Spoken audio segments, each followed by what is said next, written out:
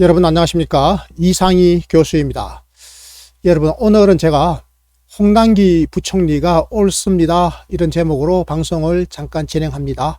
홍남기 부총리가 포퓰리즘에 반대했습니다. 오늘 2월 4일 금요일입니다.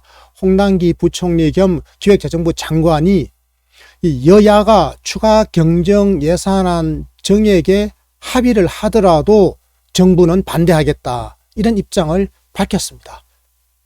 저는 이런 입장이 옳다 이런 주장을 펴고자 하는데요. 우원식 민주당 국회의원이 이렇게 질문했습니다.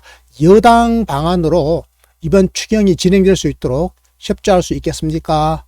이렇게 우원식 의원이 질의한 데 대해서 홍남기 부총리는 정부가 제출한 14조 원 규모의 추경안을 국회가 존중해 주십시오.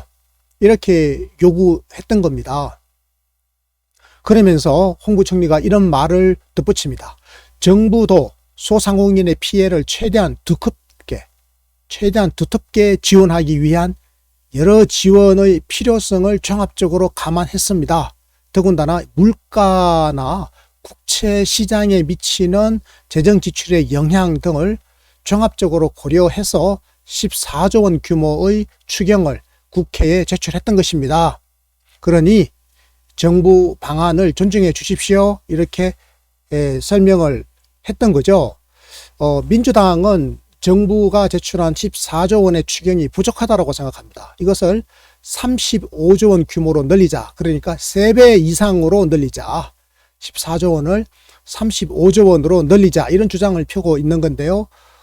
대선을 앞둔 상태에서 야당도 가만히 있을 수는 없겠죠. 야당도 경쟁적으로 나설 수밖에 없을 겁니다. 실제로 국민의힘도 이 본 예산에 대한 대규모의 지출 구조 조정을 해라. 거기에서 돈을 대규모로 빼내자. 한 50조 원을 빼내가지고 현재 소상공인 지원금 100만 원 기본적으로 지급하는데 이걸 1000만 원으로 올리자. 이것을 포함해서 7가지의 구체적인 요구사항을 이미 기획재정부에 전달한 바가 있습니다. 여러분 어떻습니까? 이쯤 되면 가히 대한민국 정치권은 포퓰리즘 경쟁을 벌이고 있는 거죠. 여러분 그런데요, 황당합니다. 이 포퓰리즘 정치를 선제적으로 먼저 시작한 곳 어디입니까? 야당입니까? 여당입니까? 바로 집권 여당인 민주당입니다. 무책임하고 망국적인 정치 적폐가 아닐 수 없는 거죠. 선거를 한 달여 앞둔 상태에서 야당이 선심성 공약을 무분별하게 남발하더라도 이런 경우에 집권 여당이 그러면 안 된다. 그건 문제가 있다. 이러한 문제점이 나타날 것이다 라고 지적하면서 중심을 바로잡으려고 노력하는 것이 정상입니다. 이게 제대로 된 여당의 정치죠. 여당의 바로 책임성 있는 정치 모델이죠. 이게 일반적인 모습, 우리가 생각할 수 있는 여당의 모습이지 않습니까? 그런데 이번에는 정반대로 집권 여당이 포퓰리즘 정치 재앙의 중심 내지는 원천이 되고 있는 겁니다. 오리진이죠, 오리진. 왜 그렇겠습니까, 여러분? 왜 이런 황당한 일이 벌어지죠? 바로 이 기본소득, 이 포퓰리즘, 기본소득 포퓰리스트, 누굽니까? 이재명 후보가 민주당을 장악했기 때문입니다. 그래서 지금의 민주당은 이재명의 민주당이죠. 그래서 그렇습니다.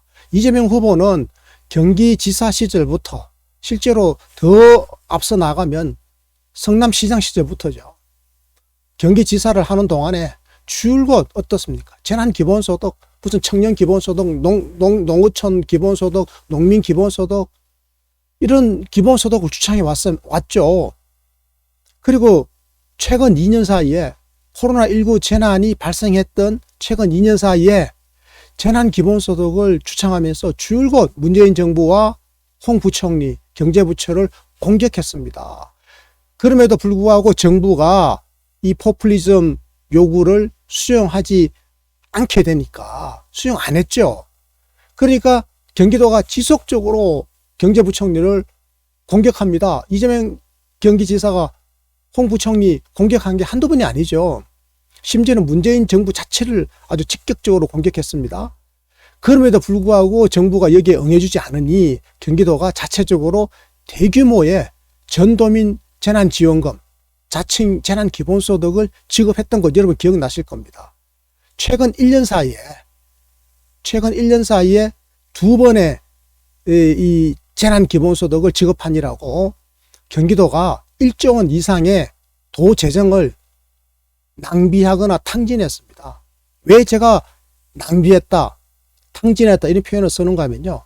소득 상위 30%에 속하는 경기도민에게 사실 이분들은요. 경기도로부터 재정 지원을 받아야 할 아무런 이유가 없어요. 소득 상위 30% 사람들이 코로나19 재난 때문에 무슨 큰 어려움에 처했습니까? 전혀 그것과 무관하죠. 그런데 이분들에게도 굳이 똑같이 10만 원씩 나눠줘야 된다. 그래서 작년 2월에 10만 원씩을 나눠줬습니다. 경기도 재정으로. 거기에 1조 4천억 원을 썼습니다. 그리고 또 최근에 몇 달 전에 정부가 25만 원씩을 나눠줄 때 소득 상위 12%에게 나눠주지 않았죠. 근데 그 소득 상위 12%에 속하는 경기도민을 찾아내니까 경기도민의 16%에 해당되는 거예요. 그분들에게도 굳이 25만 원씩을 경기도에서 나눠주니라고 6천억 원을 썼습니다. 그래서 2조 원을 1년 사이에 집행했는데요. 그런데요, 그 2조 원 중에서 소득 상위 30% 경기도민에게 나눠드린 돈이 1조 원입니다. 그러니까 돈이 필요하지 않은 분들에게 돈을 어거지로 나눠드리니라고 1조 원을 지출했죠. 저는 이것을 재정 낭비다, 혹은 경기도 재정에 이건 탕진이다, 제가 이렇게 표현을 하는 겁니다. 그러니까요, 소득 상위 30%에 속하는 경기도민은 재정 지원을 받아야 할 아무런 이유가 없음에도 불구하고 경기도민 모두에게 10만 원씩 또는 25만 원씩을 획일적으로 지급해야 한다라고 하는 잘못된 기본소득 신념을 이재명 경기지사가 정치적으로 실천했기 때문입니다. 그렇다면 그는 왜 이런 잘못된 신념을 정치적으로 실천했을까요? 왜냐고요? 정치적 목적이죠. 이게 바로 뭐라고 이야기합니까? 그렇죠. 포퓰리즘 정치입니다. 전형적인 포퓰리즘 정치입니다. 그런데요, 이재명 후보가 바로 이 기본소득 포퓰리즘을 민주당으로 가져왔습니다. 이게 민주당의 비극이 된 겁니다. 송영길 민주당 대표 등 민주당 당권파가 절차적 민주주의를 훼손하면서까지 이재명 후보를 당의 공식 대선 후보로 사실상 옹립을 했죠. 이 과정에서 기본소득 포퓰리즘이 어떠한 토론도 없이 뒷문으로 슬쩍 들어왔습니다. 그래서 지금 민주당은 반민주 기득권 적폐 세력에 의해서 완전히 장악되고 말았죠. 포퓰리즘 정당으로 전락한 겁니다. 깊이 병들었고 실상은 죽어가고 있습니다. 좀비 상태로 전락해버렸습니다. 이재명 후보는 민주당의 대선 후보가 된 이후에도 수차례에 걸쳐서 기본소득 원리를 적용한 무차별적인 전국민 재난지원금을 지급하라, 이렇게 문재인 정부에게 요구를 했습니다. 수차례 요구했죠. 후보가 된 이후에. 하지만 정부가 그 요구를 받아들이질 않았죠. 그러니까 이재명 후보는 자신의 뜻을 한 번도 대선 후보가 된 이후로 이루지를 못했습니다. 이게 문재인 정부가 안 받아들이니까요. 그리고 국민의 정치적 시선도 차가웠습니다. 국민도 그게 옳지 않다고 생각했죠. 여론조사를 해보면 국민의 압도적 다수는 이재명 후보의 전국민 재난기본소득이라고 하는 방식에 동의하지 않았던 겁니다. 대다수의 국민은, 압도적인 국민은 맞춤형 지원, 그러니까 피해 맞춤형으로 소상공인 그리고 자영업자들에게 두툼하게 도와드려야 된다. 피해를 입지 않은, 오히려 코로나 재난 속에서도 오히려 더 돈을 많이 번 이런 국민들에게까지 정부 재정을 나눠줘야 될 이유는 없다. 이게 국민의 일반적인 인식이었죠. 그러니까 이재명 후보가 이제 말을 바꾸기 시작하는 겁니다. 그래서 갑자기요, 아니 뭐 전국민 재난지원금이 아니어도 좋으니 코로나19 재난으로 피해를 입은 자영업자와 소상공인 이분들에게 주로 맞춤형 재정 지원을 하십시다. 그 대신에 대규모로 35조 원, 50조 원 이렇게 대규모로 합시다. 이번엔 이런 주장을 내놓는 겁니다. 말을 바꾼 거죠. 그런데 여러분 잘 보십시오. 이 말 바뀐 주장은 사실은 지난 2년 동안, 코로나19가 발생했던 지난 2년 동안 이재명 후보로부터 정치적 공격과 정책적 비난의 대상이었던 겁니다. 그러니까 이재명 후보가 2년 동안 이 맞춤형 재정 지원에 대해서 얼마나 공격을 했습니까? 그러니까 피해 맞춤형 지원이라고 하는 거는 이낙연 전 대표 그리고 문재인 정부의 일관된 노선이었죠. 뿐만 아니라 야당도 주로 지원하고 지지하고 옹호했던 주장입니다.